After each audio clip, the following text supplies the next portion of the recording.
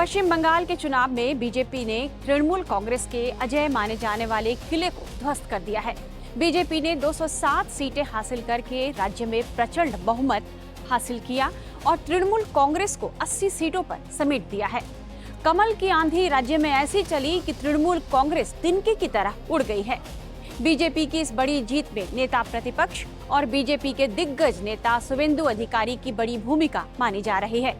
Giant killer कहे जाने वाले शुवेंदु अधिकारी, जिन्होंने पश्चिम बंगाल में बीजेपी के लिए जमीनी हमले का नेतृत्व किया और ममता बनर्जी के 15 साल के शासन को समाप्त करने के लिए टीएमसी के गढ़ में बड़ी सेंध लगाई है, वह मुख्यमंत्री पद के लिए सबसे आगे चल रहे हैं। चर्चा है कि शुवेंदु अधिकारी पश्चिम बंगाल के मुख्यमंत्री बन सकते हैं। नेतृत्व करने की अपनी क्षमता की वजह से वो सीएम बनने के लिए मोदी शाह की पहली पसंद माने जा रहे हैं। पार्टी की चुनावी जीत को प्रत्येक राष्ट्रवादी और प्रत्येक बीजेपी कार्यकर्ता की जीत बताते हुए अधिकारी ने भवानीपुर में ममता बनर्जी को हराया और नंदीग्राम से भी जीत हासिल की है। मुख्यमंत्री पद के लिए चर्चा में चल रहे नामों की सूची में अधिकारी सबसे ऊपर हैं, जबकि पार्टी नेतृत्व ने हाल के दिनों में मध्य प्रदेश, राजस्थान, ओडिशा और दिल्ली जैसे राज्यों में मुख्यमंत्री की कुर्सी के लिए चौंकाने वाले नामों का चयन किया था। बंगाल के कई बड़े नेता कह रहे हैं कि यह फॉर्मूला बंगाल में नहीं चलने वाला, क्योंकि पश्चिम बंगाल का मामला अलग हो सकता है। अधिकारी पिछले कुछ सालों से बीजेपी का आक्रामक चेहरा रहे हैं। राज्य से टीएमसी को हटाने के लिए उन्होंने सड़क से लेकर सदन तक की लड़ाई लड़ी है। बंगाल से जुड़े बीजेपी नेताओं का कहना है कि पार्टी को जमीन से जुड़े नेता के रूप में मजबूत और जुझारू चेहरे की जरूरत है और इस सांचे में अधिकारी बिल्कुल फिट बैठते हैं। टीएमसी को राज्य की सत्ता से उखाड़ फेंकने में अधिकारी की भूमिका इसलिए भी महत्वपूर्ण रही क्योंकि वह कभी ममता बनर्जी के करीबी होने की वजह से टीएमसी और ममता बनर्जी के कार्यशैली से अच्छी तरह वाकिफ थे। अधिकारी ने नंदीग्राम आंदोलन में महत्वपूर्ण भूमिका निभाई थी, इसलिए और ममता बनर्जी का पूरा भरोसा भी उन पर था। हालांकि अभिषेक बनर्जी, जो ममता बनर्जी के भतीजे हैं, उनके उदय के बाद शुवेंदु पार्टी से अलग हो गए। 2006 में जब राज्य में सिंगूर आंदोलन शुरू हुआ था, उसके कुछ महीनों के बाद तृणमूल कांग्रेस को यह एहसास होने लगा था कि वाम मोर्चा सरकार के पैरों के नीचे की जमीन खिसकने लगी है। इसके बाद पार्टी नंदीग्राम के आंदोलन में कूद पड़ी थी। टीएमसी ने वामपंथी सरकार के नाक में तब दम कर दिया था। उस समय शुवेंदु अधिकारी ममता बनर्जी के साथ पहली कतार में खड़े थे। तब तक शुवेंदु अधिकारी टीएमसी पर अपनी ऐसी पकड़ बना चुके थे कि उन्हें ममता बनर्जी का उत्तराधिकारी माने जाने लगा और वो पार्टी में नंबर 2 की हैसियत रखते थे। लेकिन वक्त का पहिया घूमा और 2021 के चुनाव में शुवेंदु ममता बनर्जी के सामने आकर खड़े हो गए। नंदीग्राम से उन्होंने ममता को चुनाव में पटखनी दे दी।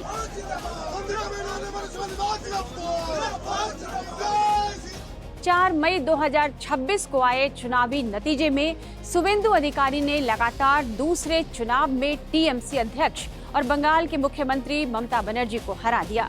इस बार ममता के गृह क्षेत्र भवानीपुर में ही भूमि अधिग्रहण विरोधी आंदोलन के 18 साल से अधिक समय के बाद शुवेंदु ने ममता के खिलाफ 2 बड़ी जीत हासिल की। ममता के खिलाफ 2 बड़ी जीत को बरकरार रखने की वजह से शुवेंदु शीर्ष पद के प्रमुख दावेदारों में से एक बन गए हैं। कभी कांग्रेस में रहे और टीएमसी सांसद रह चुके शिशिर अधिकारी के तीनों बेटों में से एक शुवेंदु के अलावा दिव्येंदु और सबसे छोटे सुमेंदु भी राजनीति में है। शुवेंदु ने कम उम्र में ही राजनीतिक संगठन के लिए अपनी क्षमता को दिखा दिया था। उन्होंने कांग्रेस से अपनी छात्र राजनीति तब शुरू की जब राज्य में वामपंथी ताकत चरम पर थी।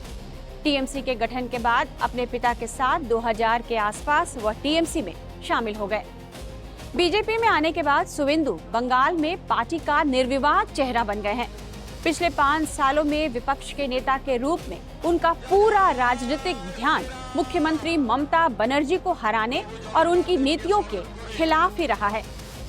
2021 में टीएमसी के हाथों बीजेपी के हार के बाद पार्टी को चुनाव में हिंसा का सामना करना पड़ा, जिसमें कई जिलों खासकर दक्षिण बंगाल में बीजेपी का संगठनात्मक नेटवर्क लगभग नष्ट हो गया।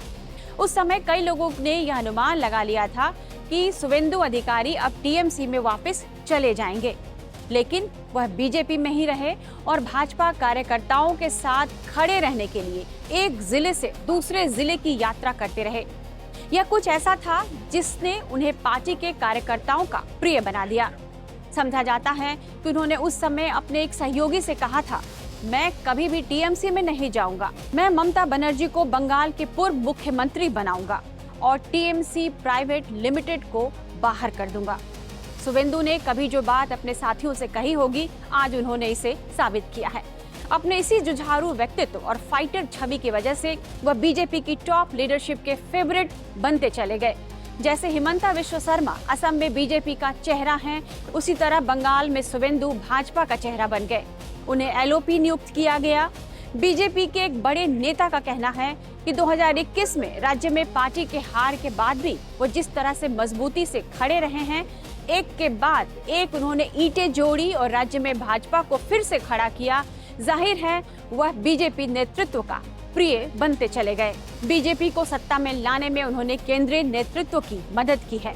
पार्टी भी इस सच को जानती है कि अधिकारी जैसे चेहरे के बिना ममता बनर्जी को सत्ता से बाहर करना संभव नहीं होता। तो हिंदू, जैन, सिख, बुद्धिस्ट যারা আমাকে ভোট দিয়েছেন তাদেরকে প্রণাম জানাই।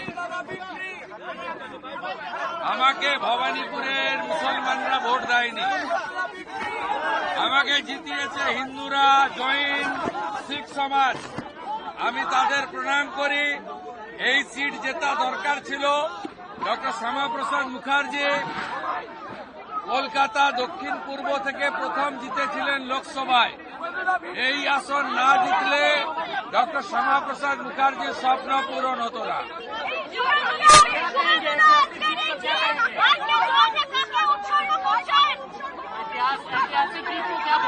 ধন্যবাদ জানাবো বিশ্বের লোকপ্রিয় নেতা নরেন্দ্র মোদীজিকে, আর কৃতজ্ঞতা জানাবো আমার নেতা কেন্দ্রীয় স্বরাষ্ট্রমন্ত্রী অমিত শাহকে।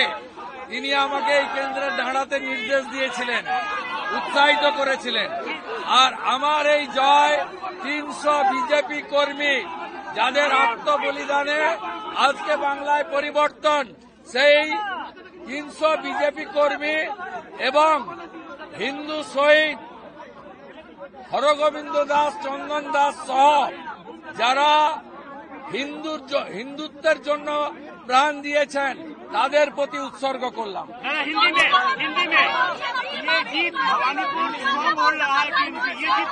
ये बहुत जरूरी था, ममता बनर्जी का हराना बहुत जरूरी था। ममता बनर्जी का राजनीतिक संन्यास अभी हो गया है। 21 में नंदीग्राम में हारी, इस बार हार गया। इस बार भी हारा 15,000 से ज्यादा वोट से। उनको खुल के मुसलमान वोट दिया। वार्ड नंबर 77 में जितना मुसलमान वोट देने के लिए निकला, सब ममता को वोट दिया।